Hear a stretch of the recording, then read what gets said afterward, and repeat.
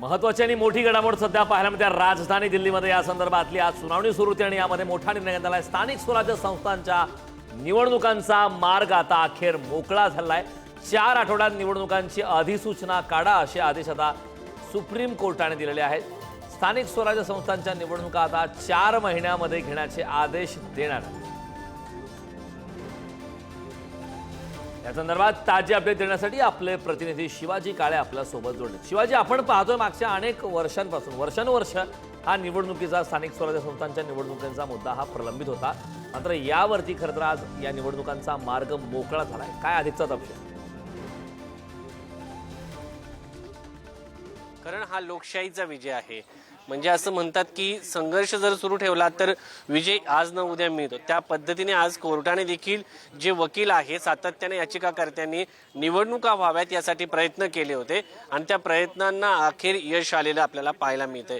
सगळ्यात महत्त्वाचं म्हणून जर पाहिलं तर आता या ठिकाणी न्यायालयाने सांगितलं की 4 आठवड्यामध्ये अधिसूचना काढा।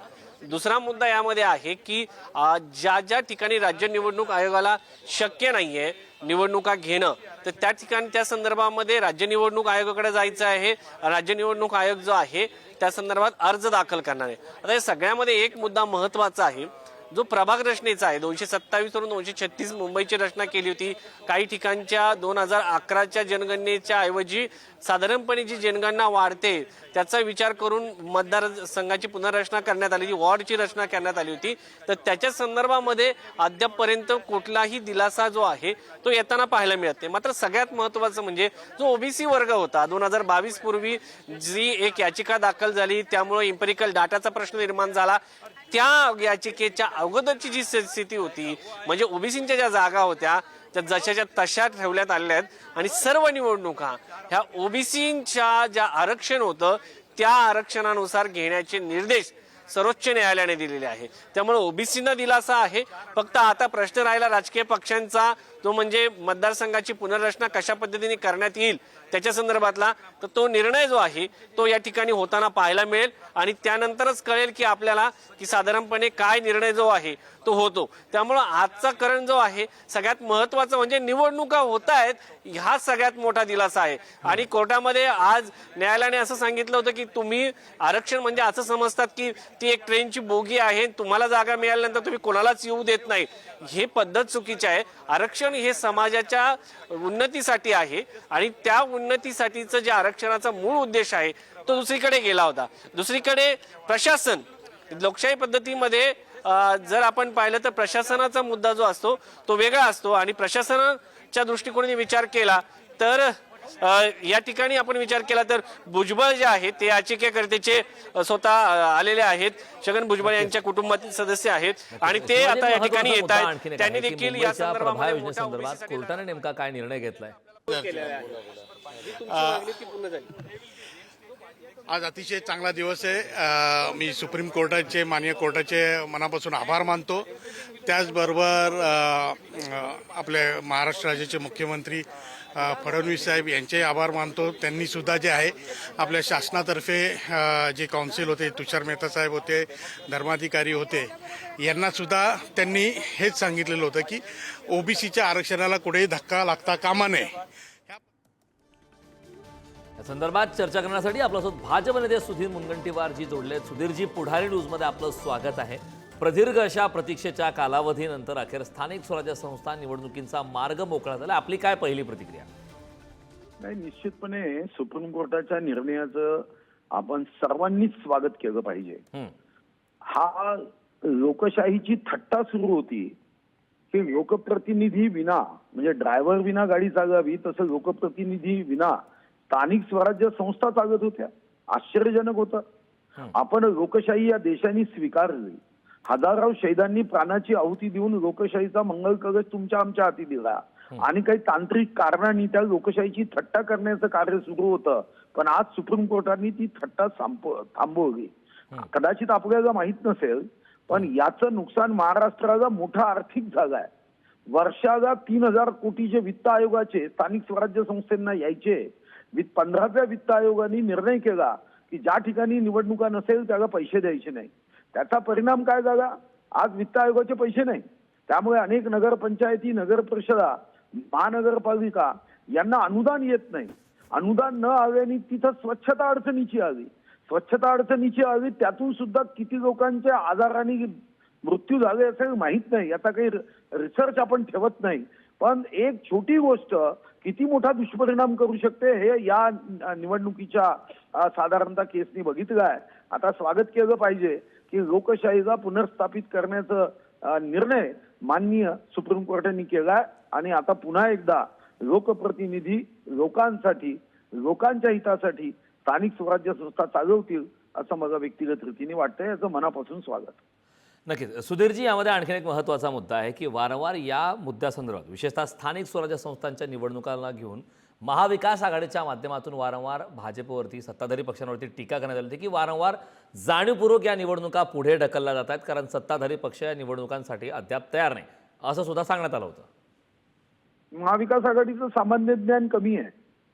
ते मला वाटतं की रेटून बोलण्यामध्ये त्यांचा नंबर 1 आहे आणि खोटं बोलण्यामध्ये तर ऑलिम्पिक मध्ये स्पर्धा घेतली तर त्यांना पहिलं गोल्ड मेडल जगातलं त्यांनाच मिळेल. असं आहे की ही केसच महाविकास आघाडीच्या वेळी झाली, ही आता थोडी झाली आहे केस. ही केस जी सुप्रीम कोर्टात गेली ही तेव्हा गेली, त्यांच्या कार्यकाळात गेली आहे. नक्कीच. अगदी सुधीरजी, खूप खूप धन्यवाद. आपण पुढारींविषयी संवाद साधला त्याबद्दल. अखेर स्थानिक स्वराज्य संस्थांच्या निवडणुका 4 महिन्यामध्ये घ्या असे आदेश देण्यात आले. या संदर्भात ताजे अपडेट देण्यासाठी आपले प्रतिनिधी जितेंद्र शिंगाडे आपल्यासोबत उपराजधानीमधून जोडलेत.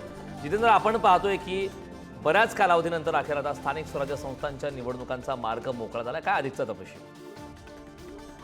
नक्कीच अतिशय महत्वाची आणि तेवढीच मोठी घडामोड म्हणावी लागेल, कारण महाराष्ट्रामध्ये स्थानिक स्वराज्य संस्थांच्या निवडणुका गेल्या अनेक महिन्यांपासून म्हणजे 2-2.5 वर्ष झालेले आहेत. स्थानिक स्वराज्य संस्थांवर प्रशासक राज आहे आणि या प्रशासक राजाचा जो आहे फटका तो सामान्य नागरिकांना बसत असल्याचं आपल्याला दिसून येतं. त्यामध्ये मग महानगरपालिका असेल, नगरपंचायती असेल किंवा नगर परिषदा असतील, या पूर्ण जिल्हा परिषदांमध्ये देखील आता जे तिथले सीईओ असतील किंवा आयुक्त असतील यांचा प्रशासक राज सुरू आहे. जी कुठे समस्या राहायच्या नागरिकांच्या त्या समस्या सोडविण्यासाठी बेसिक ज्या समस्या असतात म्हणजे रस्ते, पाणी, वीज, मलनिस्सारण यासारख्या समस्यांसाठी जे आहे ते मनपाकडे जावं लागतं किंवा अधिकाऱ्यांकडे चक्रा मारावं लागतं. यामधला जो दुवा होता तो होता नगरसेवक होता. हा नगरसेवकाचा दुवा जो आहे तो गेल्या 2-2.25 वर्षापासून कुठेतरी नाहीसा झाल्याचं दिसून येत होतं आणि त्यामुळे नागरिकांचा एकीकडे राज्यकर्त्यांवरही रोष होता तर दुसरीकडे छोट्या छोट्या गोष्टींसाठी आमदारांकडे चक्रा माराव्या लागण्याची वेळ त्या नागरिकांना आलेली होती. मात्र आता जो सुप्रीम कोर्टाने निर्णय दिलेला आहे त्यामुळे नक्कीच राजकीय पक्ष असतील किंवा सामान्य नागरिक असतील त्यांच्या ज्या रोजच्या समस्या आहेत त्यांना कुठेतरी यापासून निवडणुका झाल्यानंतर दिलासा मिळण्याची शक्यता वर्तवण्यात येत आहे आणि अशा प्रकारच्या ज्या निवडणुका अडवलेल्या होत्या किंवा निवडणुका अजून झालेल्याच नव्हत्या त्या निवडणुका लवकरात लवकर घेण्यात यावा आणि त्यासाठी 4 महिन्यांचा कालावधी देखील देण्यात आलेला. जर काही पक्षांना वाटत असेल तर त्यांनी वेळ वाढवून मागावा असंही सुप्रीम कोर्टाने म्हटलेलं आहे. त्यामुळे महाराष्ट्रासाठी आणि खास करून स्थानिक स्वराज्य संस्था मोठ्या प्रमाणात या स्थानिक स्वराज्य संस्थांमधील निवडणुका आहेत त्या झालेल्या नाहीयेत, त्या स्थगित झालेल्या आहेत आणि या सुप्रीम कोर्टाच्या निर्णयानंतर आता त्या पुन्हा कुठेतरी मार्गी लागतील आणि येणाऱ्या काळात लवकरात लवकर या निवडणुका पूर्ण होतील, निवडणुका घेण्यात येतील. जितेंद्र, खूप खूप धन्यवाद या महत्वपूर्ण अशा माहितीसाठी. समीर भुजबळ बोलतायत, थेट जाऊया. पांटिया प्रश्नाचा प्रश्न त्यामुळे निकाली निघेल असं वाटतं. नक्कीच त्याच्यामुळे खरं सेन्सेस बाहेर येणार आहे. त्याच्यामुळे भाटियामुळे कमिशनमुळे काय झालेलं आहे की त्यांनी फक्त काही ठिकाणाचे जे आहे नमुने असे घेतलेले होते, हाऊस टू हाऊस नमुना घेतलेला नव्हता. त्याच्यामुळे आता जे होणार आहे ते हाऊस टू हाऊस सेन्सेस होणार आहे आणि त्याच्यामुळे खरी आकडेवारी सगळ्यांसमोर येणार आहे. म्हणजे एक महत्वाचा मुद्दा आहे जातीय जनगणनेमध्ये ज्या कास्ट राज्यामध्ये NT मध्ये येतात किंवा याच्यामध्ये त्या केंद्रामध्ये ओबीसी मध्ये असतात, तर अशा परिस्थितीमध्ये प्रत्येक राज्याची वेगवेगळी जनगणनेची माहिती वेगळी आहे कारण त्या सगळ्या कास्ट ओबीसी मध्ये केंद्रात दाखवल्या जातात. तर यावर कसं नाही पण ते महाराष्ट्रामध्ये म्हणजे महाराष्ट्रातल्या काही जातीच्या NT मध्ये येतात तर काही UP बिहारला ओबीसी मध्ये येतात, पण काही तिकडच्या ज्या NT मध्ये येतात ते आपल्याकडे ओबीसी येते. परंतु कास्ट सेन्सस घेताना रिजन वाईज त्याच्यामध्ये जेव्हा प्रत्येकाची ती जातनिहाय जेव्हा येणार तेव्हा त्याचं ॲनालिसिस केलं जाणार आणि मग त्या ॲनालिसिसच्या द्वारे जे आहे प्रत्येकाचं जे आहे रिझर्वेशन ठरवलं जाणार. Okay, thank you so much.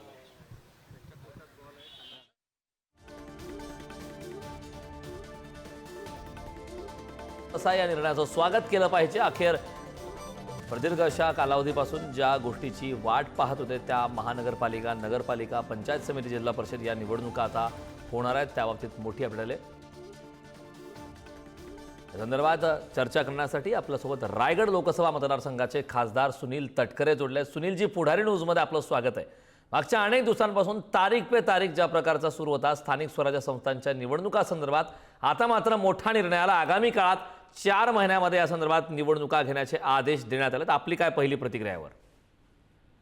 माननीय सर्वोच्च न्यायालयाच्या या अतिशय महत्त्वपूर्ण निकालाचं राष्ट्रवादी काँग्रेस पक्षाचा प्रदेशाध्यक्ष म्हणून मी मनापासून स्वागत करतो. या प्रक्रियेमध्येच म्हणजे कायद्याच्या प्रक्रियेमध्येच गेले 2-2.5 वर्ष या निवडणुका रखडलेल्या होत्या आणि आज सर्वोच्च न्यायालयाने या संदर्भामध्ये निर्णय दिल्यामुळे स्थानिक स्वराज्य संस्थांच्या माध्यमातून लोककल्याणकारी कामं आणि डॉक्टर बाबासाहेब आंबेडकरांनी दिलेल्या संविधानाच्या माध्यमातून लोकनियुक्त स्थानिक पदाधिकारी यांच्या मार्फत अधिक उत्तम पद्धतीने काम त्या ठिकाणी होऊ शकतं. म्हणून या निर्णयाचं पुन्हा एकदा स्वागत करतो. राज्य सरकारला सुद्धा विविध कालावधीमध्ये निवडणुका घेण्याचे माननीय सर्वोच्च न्यायालयाने आदेश दिले असल्यामुळे सरकार पुन्हा एकदा मोठ्या बहुमताने सत्तेवरती आल्याच्या नंतर राज्याचे मुख्यमंत्री देवेंद्रजी, अजितदादा, एकनाथराव या सर्वांच्याच मनामध्ये, मंत्रिमंडळाच्या मनामध्ये या निवडणुका ताबडतोब व्हाव्यात अशीच इच्छा होती आणि ती न्यायालयीन प्रक्रियेमध्ये तो भाग त्या ठिकाणी तांत्रिकदृष्ट्या थांबलेला होता. आज या निर्णयाच्यामुळे लोकशाहीला पुन्हा एकदा बळकटी येण्याचं काम त्या निमित्ताने होत आहे. नक्कीच सुनीलजी, खूप खूप धन्यवाद. आपण पुढारी न्यूजशी संवाद साधला त्याबद्दल. आपल्यासोबत काँग्रेसचे प्रदेशाध्यक्ष हर्षवर्धन सपकाळजी जोडलेत. हर्षवर्धनजी, पुढारी न्यूजमध्ये आपलं स्वागत आहे. महत्त्वाची घडामोड आजची म्हणावी लागेल. खरं तर सुप्रीम कोर्टाचा महत्त्वाचा आदेश आलेला आहे आणि तारीख पे तारीख असा खेळ सुरू असलेल्या स्थानिक स्वराज्य संस्थांच्या निवडणुका प्रकरणाची सुनावणी आहे आणि 4 आठवड्यात निवडणुकांची अधिसूचना काढा असा आदेश देण्यात आला. यावरती आपली काय प्रतिक्रिया? निश्चित हे 24 एप्रिल 1993 ला 73वी आणि 74वी घटना लागू झाली होती आणि याच काळामध्ये आता सुप्रीम कोर्टाने पुन्हा एकदा जो आदेश दिलाय हा स्वागतार्ह आहे. या सरकारला कुठल्याही परिस्थितीत निवडणुका या होऊ द्यायच्या नव्हता, कारण सत्तेच्या विकेंद्रीकरणाच्या विरोधातील विचारांचं भाजपची एकंदरीत कार्यपद्धती आहे. त्यामुळे सर्व सत्ता ही एकवटायची आणि देशाची सत्ता ही 2 लोकांजवळ आहे. राज्याची सत्ता मुख्यमंत्र्यांच्या खिशात असा जो घाट हा भाजपने घातला होता, त्यातून आता महाराष्ट्राच्या लोकशाहीची आणि पंचायत राज व्यवस्थेची आज कुठेतरी मोकळा श्वास घेत आहे असं म्हटलं चुकीचं ठरणार नाही. त्यामुळे आता सुप्रीम कोर्टाच्या निकालाचं पालन करावं, त्याच्यातून पुन्हा काही पळवाट ही सरकारने या रखडलेल्या निवडणुका ज्या आहेत या ताबडतोब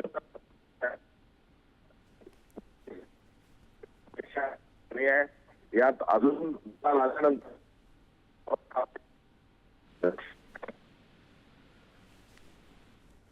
अगदी हर्षवर्धनजी, खरं तर आपला मुद्दा लक्षात आला. मात्र या संदर्भात भाजप नेते सुधीर मुनगंटीवार यांनी सुद्धा या संदर्भात प्रतिक्रिया दिली. काही तांत्रिक गोष्टी होत्या आणि त्यामुळे या निवडणुकांसाठी विलंब झाला अशी प्रतिक्रिया त्यांनी दिली. यावरती आपलं काय मत आहे?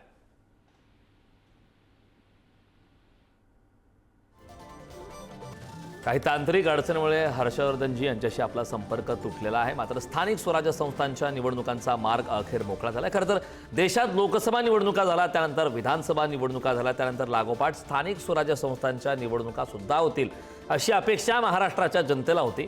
याविषयी सर्वांच्या मनात कुतूहल होतं की नेमक्या स्थानिक स्वराज्य संस्थांच्या निवडणुका कधी होणार. मात्र सुप्रीम कोर्टाने आज या संदर्भात महत्त्वाचे आदेश दिलेत. स्थानिक स्वराज्य संस्थांच्या निवडणुकांचा मार्ग अखेर मोकळा झाला. ग्राफिक्सच्या माध्यमातून पाहूयात महापालिकांच्या निवडणुका कुठल्या प्रमाणात आहेत. मुंबई, ठाणे, नवी मुंबई, पुणे, नाशिक, नागपूर, छत्रपती संभाजीनगर, मालेगाव, अकोला, अमरावती, नागपूर, चंद्रपूर, पनवेल, कल्याण, डोंबिवली, उल्हासनगर या महापालिकांच्या निवडणुका प्रलंबित आहेत. सोबतच जिल्हा परिषदेच्या निवडणुका कुठल्या प्रलंबित आहेत पाहूया. रायगड, रत्नागिरी, सिंधुदुर्ग, नाशिक, जळगाव, अहिल्यानगर, पुणे, सातारा, सांगली आणि कोल्हापूर या ठिकाणच्या आता जिल्हा परिषदांच्या निवडणुका प्रलंबित आहेत. महापालिकेच्या निवडणुका ज्या प्रलंबित आहेत त्यामध्ये भिवंडी, वसई विरार, मीरा भाईंदर, पिंपरी चिंचवड, सोलापूर, कोल्हापूर, अकोला, नांदेड, लातूर आणि परभणी या ठिकाणच्या निवडणुका अद्याप प्रलंबित आहेत.